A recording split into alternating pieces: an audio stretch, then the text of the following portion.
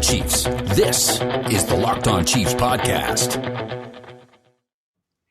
Welcome back. This is Locked On Chiefs, folks. We are going to go through this win out in Washington, one that we had hoped for, one that we had prognosticated, and I'm glad to see that we are right. Mac Darris is with us over there. Chris and I are back together. This is going to be a fun show. We thank you for making us your first listen. And we are brought to you by DirecTV. You'll hear more about them here in a little bit. Off the schneid, I still thought that this was a game they had to have.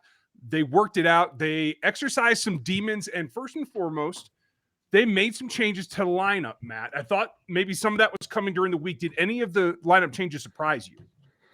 The only one that really surprised me a little bit was Mike Remmers. I mean, I thought that this was a possibility even in the past that the Chiefs might consider this.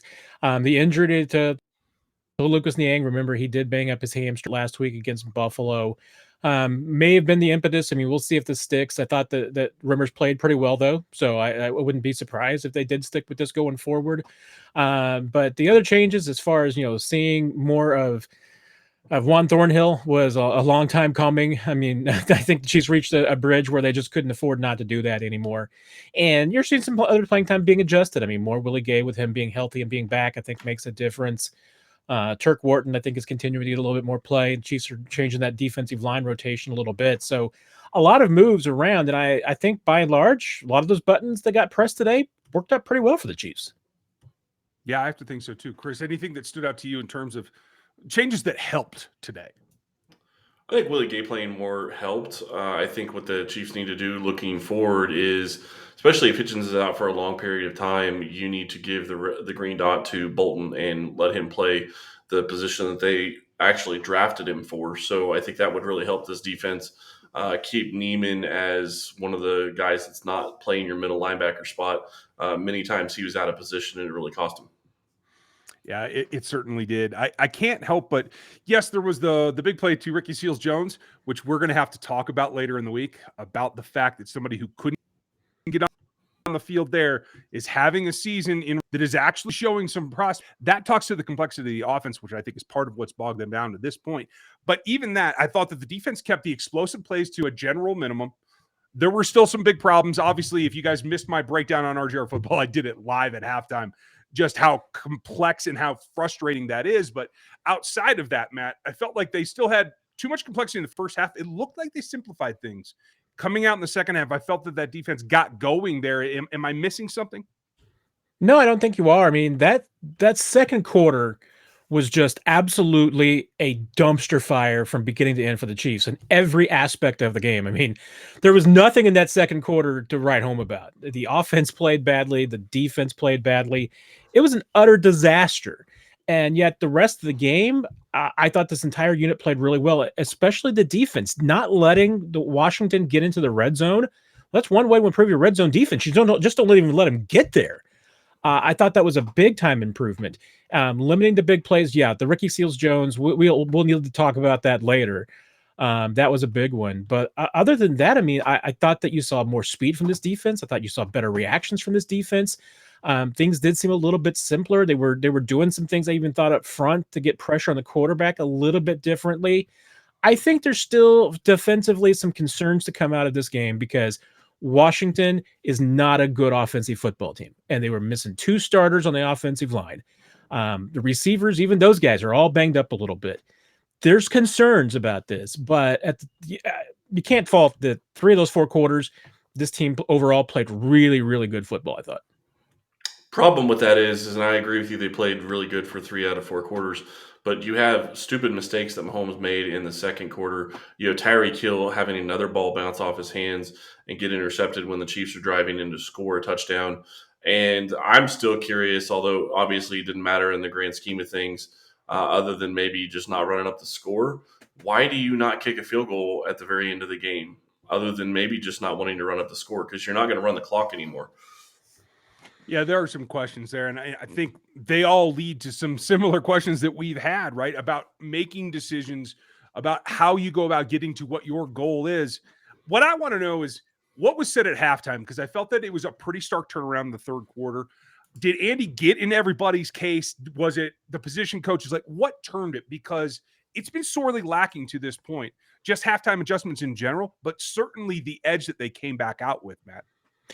Yeah, and I saw a comment after the game that from Mahomes that apparently, some of the guys after that interception, the really bad interception at halftime, were just coming up to him and telling him, "You got to be you, man." And I think that we've seen Mahomes not being himself for quite a while now. I think he's been trying to be himself plus, and that interception was just case in point. I mean, it was a really, really press play. I mean, that's the kind of mistake that you make, to me, when, like I said, I mean, I think I said this, maybe mentioned this before. I mean, you're trying to make a 14-point play.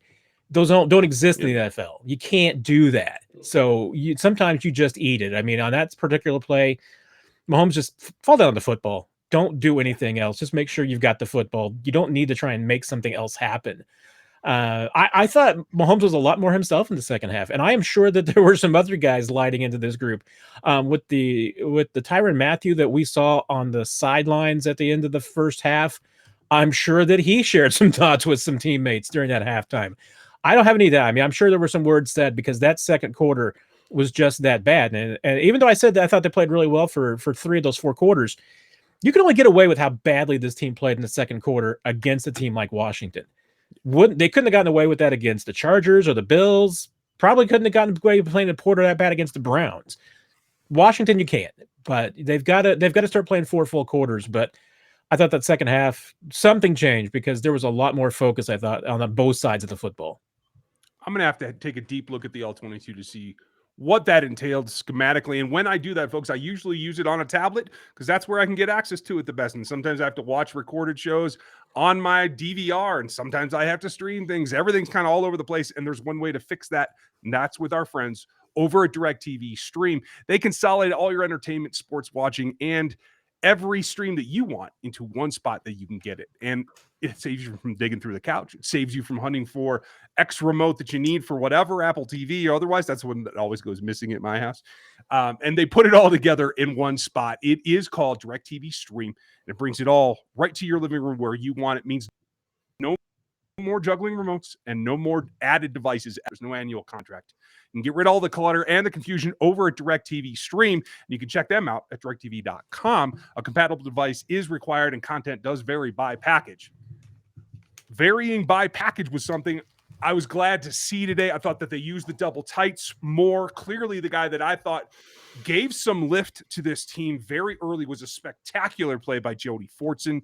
I mean, something that I don't think Travis Kelce could probably pull that off, but the fact that he's a converted wide receiver, I think, gives you an aspect of that play that I don't know that anybody else on this roster is really going to offer you. Yeah, I mean, Fortson's got some ball skills. I mean, that's certainly why he's gotten to this point in his career. I mean, that was a great catch. It's something that we've seen on the field, on the practice field now for a couple of years as Fortson's been making his journey, and seeing him get that injury, just devastating because this kid coming from growing up in Buffalo, New York, going to community college, Valdosta State. Rookie mini tryout camp. I mean, this has just been an absolutely incredible journey and a great kid. I mean, Jody Fortson, I mean, is a favorite for a lot of people, not just fans. I mean, he's been a favorite with teammates too. Coaches love him. Seeing him, I mean, that's certainly at this point looks like it's going to be a season-ending injury, and that's really tough because of just seeing how hard that kid has worked. And I think you saw it. I mean, when he was going off, I mean, he's meant a lot to his teammates, and I think that him leaving probably gave them a little bit of an emotional lift too. Yeah, and it really stinks seeing what happened to him in this game. I have loved watching his progression over the years. It's been fantastic to watch. His first year in the league, his first year, at training camp, just hammering on the jugs machine after practice, then getting to a point where he could actually make the team, and then making plays and making touchdowns in the NFL. And then that absolutely phenomenal catch, like you said, Ryan, that was a great play by him. And it's the only other person on this roster who I think can go and make that type of catch. Hasn't gotten started yet really in the Chiefs uniform yet, and that's Josh Gordon. I think he can make those types of plays.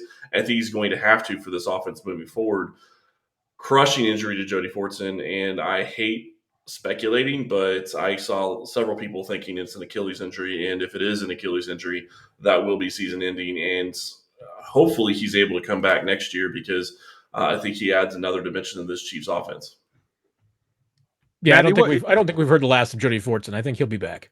I agree. And it's a difficult injury, but it's one that can be recovered from. And they did officially announce that as an Achilles, right, Matt? Yes, they did. Okay, I didn't see that. Thank you. Not confirmed that it's torn and ruptured, but I can't imagine that that's not the case based on just what we saw in film. Yeah, you don't bring out the card if it's a partial. This doesn't really happen. I saw it happen during the play. I saw somebody on the field, and I'm like, oh God, no. I wasn't sure who it was, but that was not a good look, and you could tell that it happened. Not changing the subject really, because I still want to talk about Chiefs wide receivers. Tyreek Hill, after struggling early on, came on in the second half in a game that I didn't know that he was going to play in the second half because it looked like he was going to stay in the locker room. Didn't look like he was going to come back out, and then he comes out and he is a man on fire, and it really lit up this offense in the second half. Yeah, it really did. I mean, and honestly, some really, I thought, gritty, tough play from both of your big names today with Travis Kelce thrown in there too. Because Washington absolutely was trying to take Travis Kelce out of this game. I mean, they were chipping and hitting him and clawing at him every single chance that they got. I mean, it wasn't just tight coverage. I mean, they were trying to manhandle and maul Kelce most of this game. And you saw, I mean, it took a little bit of a toll. I mean, he was coming in and out with, looked like a little bit banged up here and there, but still sticks in and finishes with 99 yards on a day when Washington was trying to hold him to 0. That's a pretty tough outing. And yeah, there's no doubt. I mean, Kelce Hill with his second half performance, I certainly gave him a lift. And the fact that the best play of the day that Mahomes and Hill made isn't going to count, we need to discuss, because oh my goodness, that play was, you talk about Mahomes, letting him be Mahomes and be himself. That was Mahomes and Hill doing what they do best. And because it was reminiscent. Kelce's trying to help out a little bit and doesn't count. Yeah, and it was reminiscent of the play against San Francisco a couple of years ago with Chris Conley in the end zone, but it was also reminiscent of the play of the 4th and 9, I believe, against Baltimore as well. I mean, there was different aspects of that play that were just phenomenal to see, and you're right, to see it not count really stinks. I do understand the penalty, and I can't argue with it because the Washington football team got called with it. Their punter got called with it earlier, just a couple of plays before that, which I think is kind of funny. But that's a good call based on what the penalty is this year. And then you look at the rest of the way that this team played, and I know we're talking about offense, but I have to give a hat tip to the defense. 0 points in the second half. That's huge. It's something you don't see every day, and good for them for fixing that and getting it back on track. I think it also goes to game planning, right? Because the Kelce thing, they attacked Kelce like that because of what they saw on film. They tried to attack the Chiefs defense because of what they saw on film. I thought one thing that helped the defense today that's gone unheralded to this point, mostly by other talking heads, but we're going to cover it, is the fact that not only were you able to run the ball better with some power, that you were able to use the back in the pass game as well. I thought Darrel played probably his best game as a Chief right now, and he's had multiple score games in the past, but he was all around. And now what that does is change the film study for the next opponent and the opponent after that. And it changes what they feel that they have to do and can do in trying to take away Kelce and Hill and play all the deep coverage. If we can show on film that we can do this and we can do that together, I think that opens up what the Chiefs will see in the coming weeks, Matt. And that, I think, will help them maintain this momentum that they built in the second half. Yeah, it does. And just as a brief aside, I'm listening to the post-game press conferences. Andy Reid did confirm that Jody Fortson did suffer a torn Achilles, so that will definitely end his season. But I think you saw the Chiefs today just proving something that that they said all week, which was that losing Clyde Edwards-Helaire was not going to change what they were going to try and do game plan wise. That they feel complete comfort with Darrel Williams going in and doing the exact same things that they do week in and week out. And I think you saw that. I mean, I give my game ball to Darrel Williams, I think, because he was just effective from beginning to end. The one guy who didn't have a bad second quarter, no bad plays, no fumbles on his watch. I mean, yeah, I thought it was a great performance from beginning to end for him. I'm still surprised. I thought today would be the day that for sure we'd see a little bit more Jerick McKinnon getting worked in, and maybe the early deficit played into that, and the Chiefs just, because I think that once again, I mean, same thing we saw against Buffalo last week. Once the Chiefs get into a deficit, they like to go a little up tempo. They stick to their pet stuff. So that's why, no Josh Gordon, maybe not as much as McKinnon as I certainly expected. I still think he could fit in and do some things, but I don't think there's any doubt. I mean, the Chiefs have complete and total trust in Darrel Williams. And I think what they did today was really important, because I think that this could have been a situation where we've seen in the past that, they don't have a starter. They let the RPO game get a little bit tilted. All of a sudden, Mahomes is keeping the ball and trying to make some things happen in the air. And they didn't do that today. They didn't get away from it. They stuck with Darrel and let him keep going, even with the deficit.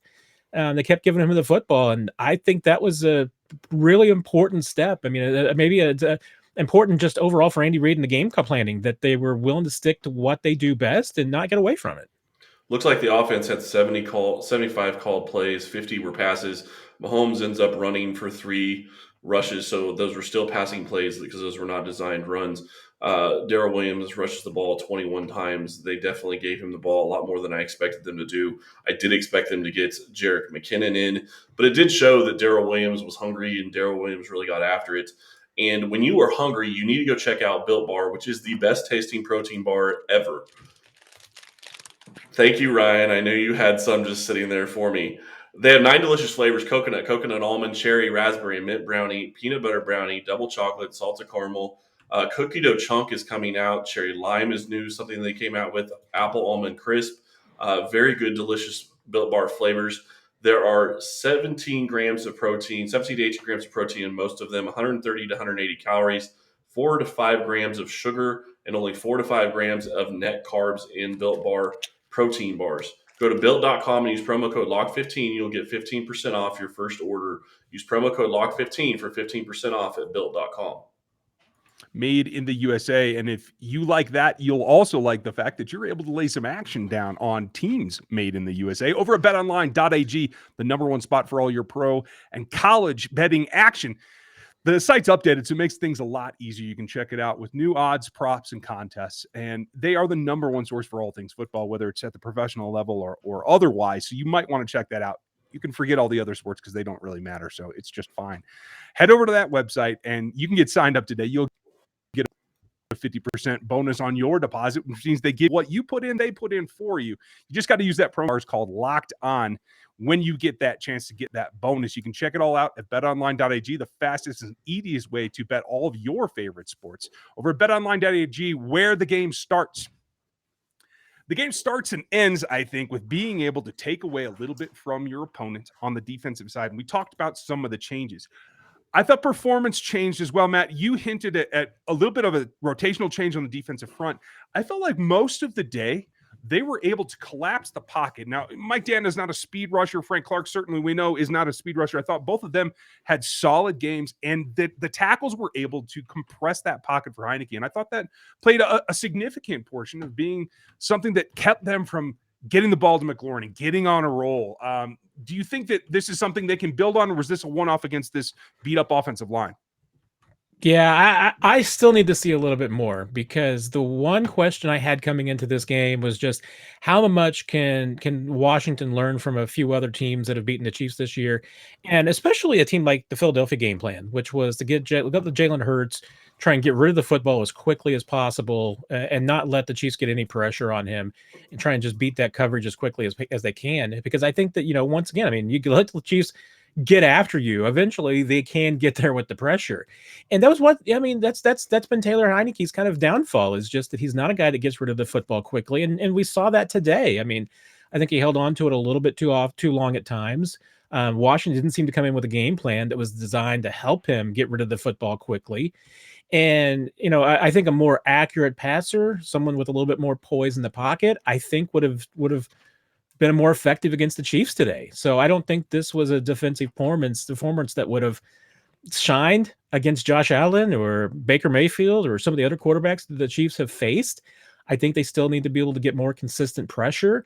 It was better today, but how much of that is a banged up Washington offensive line? How much of it's a quarterback that holds onto the football?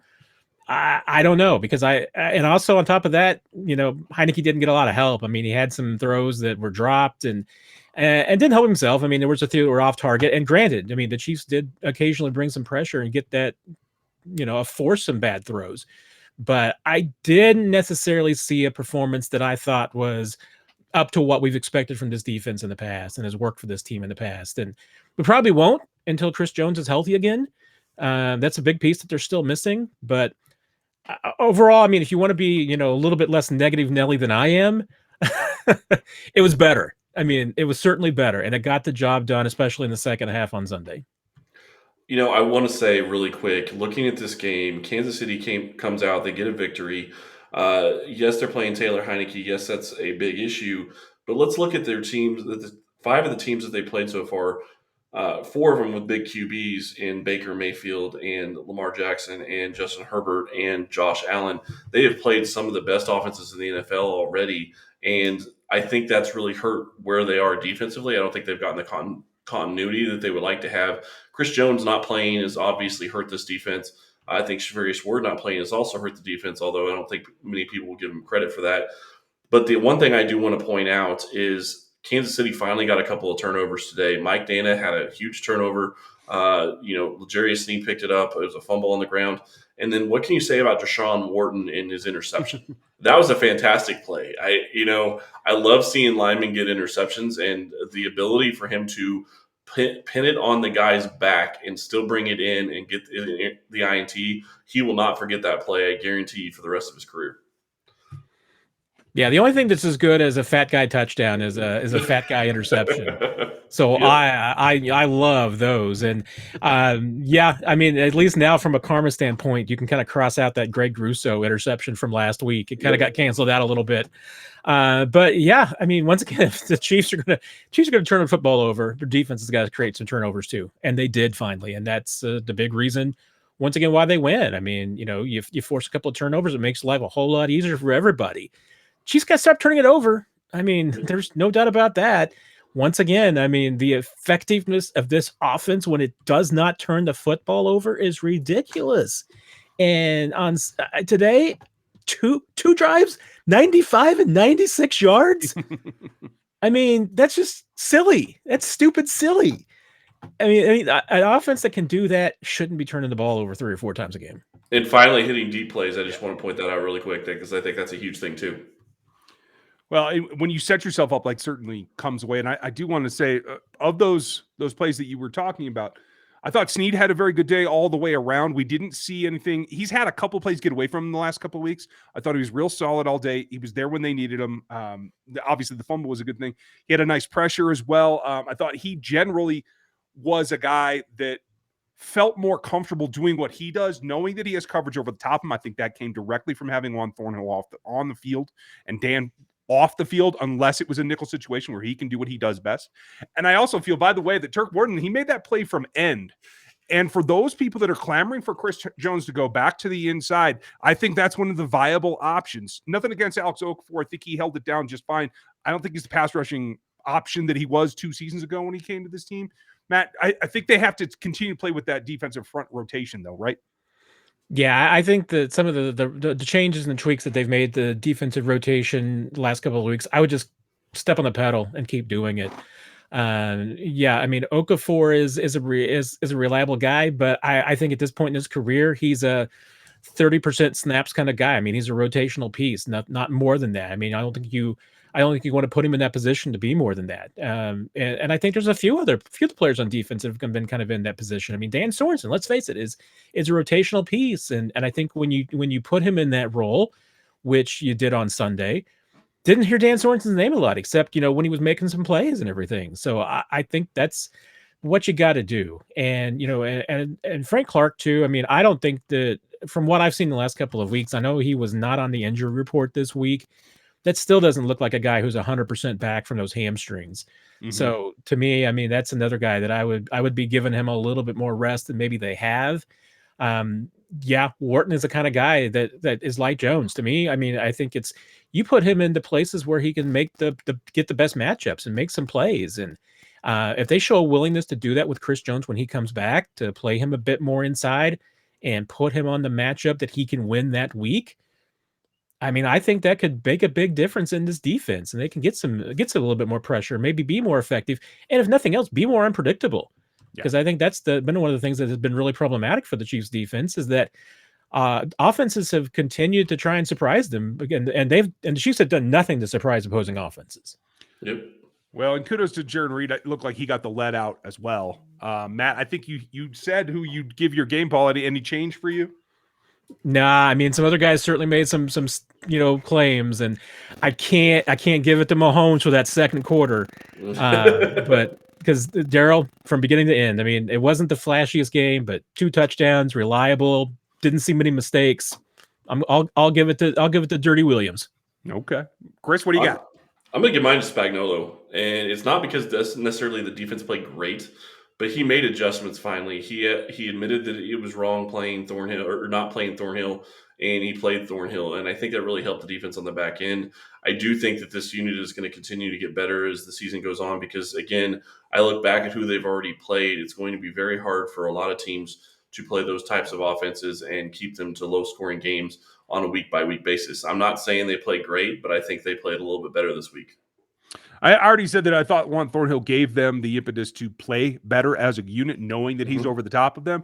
But I'm going to give my ball to Jody Fortson because I think he did lift them. And teams like this, especially when they're down, they feed off of somebody else making a play, being that example, getting the spark going. I thought that he did that, and that lifted this team and got them going at least a little bit. They didn't survive the second quarter so well, but without that, I think they would have been in a much deeper hole. So, folks, let us know what you think. Leave your comments on YouTube, like, sub, and hit the bell over there, as well as the iTunes reviews. How do you like this game? Did it change anything for you? We're going to be back later in the week with Matt, and we'll be back tomorrow again to continue to discuss where they're at and what they can build on after this win. Matt, thanks for all the time post-game. Thanks, guys. Take care, everybody. Folks, we will talk to you tomorrow